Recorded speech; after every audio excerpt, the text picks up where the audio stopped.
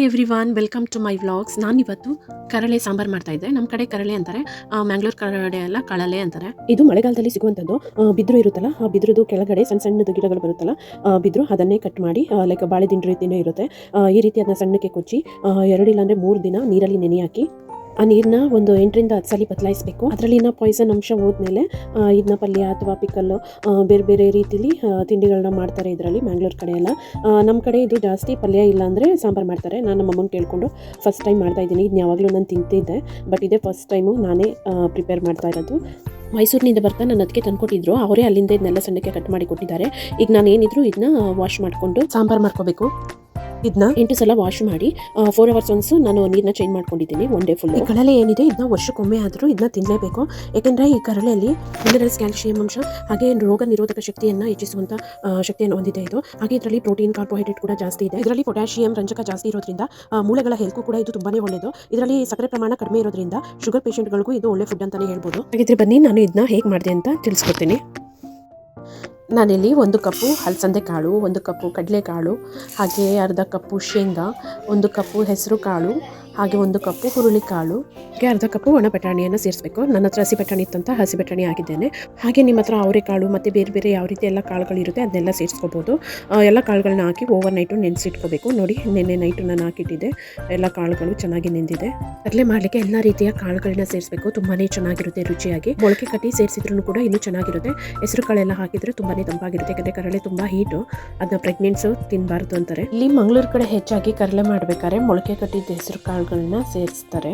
ಹಾಗೆ ಇಲ್ಲಿ ನಾನು ಎಲ್ಲ ರೀತಿಯ ಸೊಪ್ಪುಗಳನ್ನ ಕಟ್ ಮಾಡಿ ಇಟ್ಕೊಂಡಿದ್ದೀನಿ. ಹಳ್ಳಿ ಕಡೆ ಬೆರಕೆ ಸೊಪ್ಪು ಅಂತಾರೆ, ಆ ರೀತಿ ಎಲ್ಲ ಬೆರಕೆ ಸೊಪ್ಪನ್ನ ಹಾಕೋಬೇಕು, ಪಾಲಕ್ ಸೊಪ್ಪನ್ನ ಬಿಟ್ಟು. ಹಾಗೆ ಎಲ್ಲ ರೀತಿಯ ತರಕಾರಿಗಳನ್ನು ಕೂಡ ಇಲ್ಲಿ ನಾನು ಕಟ್ ಮಾಡಿ ಇಟ್ಕೊಂಡಿದ್ದೀನಿ. ಹಾಗಲಕಾಯಿ ಮತ್ತು ಬೆಂಡೆಕಾಯಿನ ಬಿಟ್ಟು, ಬೆಂಡೆಕಾಯಿ ಹಾಕಿದರೆ ಲೋಳೆ ಬರುತ್ತೆ, ಹಾಗಲಕಾಯಿ ಕಹಿ ಆಗುತ್ತೆ. ಹಾಗಾಗಿ 20% ಅಷ್ಟು ಕರಳೆ ಇದ್ದರೆ ಇನ್ನು ಮಿಕ್ಕಿದ 80% ಅಷ್ಟು ಸೊಪ್ಪು ತರಕಾರಿ ಕಾಳುಗಳಿಂದನೇ ಇದು ಸಾಂಬಾರು ತುಂಬಿರುತ್ತೆ. ಈಗ ನಾನು ಮಾಡಲಿಕ್ಕೆ ಒಂದು ಕುಕ್ಕರ್ಗೆ ಸ್ವಲ್ಪ ತೊಗರಿ ಬೇಳೆನ ಹಾಕೋತಾ ಇದ್ದೀನಿ, 1 ಕಪ್ ಅಷ್ಟು. ಹಾಗೆ ಸ್ವಲ್ಪ ನೀರು ಸೇರಿಸಿ ಚೆನ್ನಾಗಿ ವಾಶ್ ಮಾಡಿ ಇಟ್ಕೊಂಡಿರೋ ಅಂಥ ಕರಳೆಯನ್ನು ಕೂಡ ಅದಕ್ಕೆ ಸೇರಿಸ್ತಾ ಇದ್ದೀನಿ. ಆನಂತರ ಇದಕ್ಕೆ ಕಾಳುಗಳನ್ನು ಕೂಡ ಹಾಕ್ತಾಯಿದ್ದೀನಿ. ಇದೆಲ್ಲ ಚೆನ್ನಾಗಿ ವಾಶ್ ಮಾಡಿ ಇಟ್ಕೊಂಡಿದ್ದಂಥ ಕಾಳುಗಳು, ನೆನೆಸಿ ಓವರ್ ನೈಟು. ಹಾಗೆ ಕಟ್ ಮಾಡಿದಂಥ ಎಲ್ಲ ತರಕಾರಿನೂ ಕೂಡ ಇದಕ್ಕೇ ಸೇರಿಸ್ತಾ ಇದ್ದೀನಿ. ಈಗ ಕಟ್ ಮಾಡಿಕೊಂಡಿದ್ದಂಥ 2 ಈರುಳ್ಳಿನ ಹಾಕಿದ್ದೇನೆ. ಅದ್ರ ಮೇಲೆ ಸೊಪ್ಪನ್ನು ಕೂಡ ಹಾಕ್ತಾಯಿದ್ದೀನಿ. ಹಾಗೆ ರುಚಿಗೆ ತಕ್ಕಷ್ಟು ಉಪ್ಪನ್ನು ಕೂಡ ಸೇರಿಸ್ತಾ ಇದ್ದೀನಿ. ಇಲ್ಲಿ ಎಲ್ಲ ತರಕಾರಿ, ಸೊಪ್ಪುಗಳು, ಕಾಳುಗಳು ಇರೋದ್ರಿಂದ ಉಪ್ಪು ಸ್ವಲ್ಪ ನೋಡಿ ಹಾಕೊಳ್ಳಿ. ಏಕೆಂದರೆ ಎಲ್ಲದಕ್ಕೂ ಚೆನ್ನಾಗಿ ಹಿಡಿಬೇಕಲ್ಲ. ಹಾಗಾಗಿ ಕಲ್ಲುಪ್ಪನ್ನ ಹಾಕೊಂಡ್ರೆ ತುಂಬ ಟೇಸ್ಟ್ ಆಗಿರುತ್ತೆ. ಹಾಗಾಗಿ ನಾನು ಕಲ್ಲುಪ್ಪನ್ನೇ ಹಾಕೋತಾ ಇದ್ದೀನಿ. ನೀವು ಇಲ್ಲಿ ಮಿಕ್ಸ್ ಮಾಡಬೇಕಾದ್ರೆ ಅಡಿಯಲ್ಲಿ ಬೇಳೆ ಮಿಕ್ಸ್ ಮಾಡಬಾರ್ದು. ಜಸ್ಟ್ ಕರಳೆ ಏನು ಲೇಯರ್ ಹಾಕಿರ್ತೀರಾ ಅಲ್ಲಿಗೆವರೆಗೂ ನೀವು ಮಿಕ್ಸ್ ಮಾಡ್ಕೊಂಡ್ರೆ ಸಾಕು. ಏಕೆಂದರೆ ಬೇಳೆ ಇದ್ರ ಜೊತೆಗೆ ಮಿಕ್ಸ್ ಆದರೆ ಬೇಯೋದಿಲ್ಲ. ಹಾಗಾಗಿ ಇದೆಲ್ಲ ಹಾಕಿ ಒಂದು ಮಿಕ್ಸ್ ಕೊಡೋಣ. ಈ ಕಡೆ ಖಾರ ರುಬ್ಲಿಕ್ಕೆ ಒಂದು ಫುಲ್ ತೆಂಗಿನಕಾಯಿನ ತುರಿದಿಟ್ಕೊಂಡಿದ್ದೆ, ಅದು ಫುಲ್ ತೆಂಗಿನಕಾಯಿ ಹಾಕಿದ್ದೇನೆ. ಒಂದು 4 ಟೇಬಲ್ ಸ್ಪೂನ್ ಅಷ್ಟು ಬೆರಕೆ ಪುಡಿ ಮತ್ತು ಸ್ವಲ್ಪ ಅರಿಶಿನ ಪುಡಿ ಹಾಕಿ ಚೆನ್ನಾಗಿ ನುಣ್ಣಗೆ ಪೇಸ್ಟ್ ಮಾಡಿಕೊಂಡೆ. ಅದನ್ನ ಹಾಕಿ ನಾನು ಕುಕ್ಕರ್ಗೆ ಹಾಕ್ಬಿಟ್ಟು ಎಲ್ಲನೂ ಚೆನ್ನಾಗಿ ಮಿಕ್ಸ್ ಮಾಡ್ಕೊಂಡು 3 ರಿಂದ 4 ವಿಸಿಲ್ ತಗೊಳ್ತೀನಿ. ತೆಂಗಿನಕಾಯಿ ಚೆನ್ನಾಗಿ ನುಣ್ಣಗಾಗಿರಬೇಕು. ತರಕಾರಿ ಇದ್ರೆ ಸಾಂಬಾರು ಅಷ್ಟು ಟೇಸ್ಟ್ ಬರೋದಿಲ್ಲ. ನಾನೀಗ ಮಾಡ್ತಾ ಇರೋದು ನಮ್ಮ ಮೈಸೂರು ಶೈಲಿಯಲ್ಲಿ ಮಾಡುವಂಥ ಕರಳೆ ಸಾಂಬಾರನ್ನ. ಹಾಗೆ ಇದು ಕರಳೆ ಏನಿದೆ ನಮ್ಮ ಕರಳನ್ನ ತುಂಬಾ ನೀಟಾಗಿ ಕ್ಲೀನ್ ಮಾಡುತ್ತೆ. ಪ್ರೆಗ್ನೆಂಟ್ ಲೇಡೀಸ್ ಅಂತೂ ಇದನ್ನ ತಿನ್ನಲೇಬಾರ್ದು, ಏಕೆಂದರೆ ಇದು ತುಂಬಾ ಹೀಟ್ ಇದೆ, ಗರ್ಭಪಾತ ಆಗುವ ಚಾನ್ಸಸ್ ಕೂಡ ಇರುತ್ತೆ. ಹಾಗಾಗಿ ಇದ್ರ ಬಗ್ಗೆ ಎಚ್ಚರಿಕೆ ವಹಿಸಿ. ಕುಕ್ಕರ್ 4 ವಿಸಿಲ್ ಬಂದಿದೆ. ಈಗ ಇದನ್ನ ಒಗ್ಗರಣೆ ಹಾಕ್ಲಿಕ್ಕೆ ಏನೇನು ಬೇಕು ಅಂತ ನೋಡ್ಕೊಂಡು ಬರೋಣ. ಇಲ್ಲಿ ನಾನು ಸಣ್ಣಕ್ಕೆ ಕಟ್ ಮಾಡಿರುವಂಥ 2 ದೊಡ್ಡ ಈರುಳ್ಳಿ, 1 ಗೆಡ್ಡೆ ಬೆಳ್ಳುಳ್ಳಿ, ಹಾಗೆ 2 ಒಣಮೆಣಸಿನಕಾಯಿ, ಕೊತ್ತಂಬರಿ ಸೊಪ್ಪು, ಹಾಗೆ ಅರ್ಧ ಕಪ್ಪು ಬೆಣ್ಣೆ, ಹಾಗೆ 1 ಗ್ಲಾಸ್ ಅಷ್ಟು ವಾಮ್ ಮಿಲ್ಕ್ನ ತಗೊಂಡಿದ್ದೇನೆ. ಈಗ ಒಗ್ಗರಣೆ ಹಾಕಲಿಕ್ಕೆ ಒಂದು ಬಾಣಲೆಗೆ 2 ಟೇಬಲ್ ಸ್ಪೂನ್ ತುಪ್ಪ, 1 ಟೇಬಲ್ ಸ್ಪೂನ್ ಎಣ್ಣೆ ಹಾಕಿ ಅದಕ್ಕೆ ಸ್ವಲ್ಪ ಸಾಸಿವೆ, ಬೆಳ್ಳುಳ್ಳಿ, ಒಣಮೆಣಸಿನ್ಕಾಯಿ, ಹಾಗೆ ಈರುಳ್ಳಿಯನ್ನು ಹಾಕ್ಕೊಂಡು ಚೆನ್ನಾಗಿ ಫ್ರೈ ಮಾಡ್ಕೊತೀನಿ.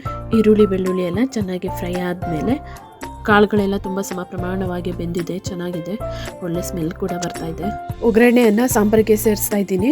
ಆನಂತರ 1 ಗ್ಲಾಸ್ ಅಷ್ಟು ವಾಮ್ ಮಿಲ್ಕ್ ಎತ್ಕೊಂಡಿದ್ನಲ್ಲ ಅದನ್ನು ಕೂಡ ಇದಕ್ಕೆ ಹಾಕ್ತಾ ಇದ್ದೀನಿ.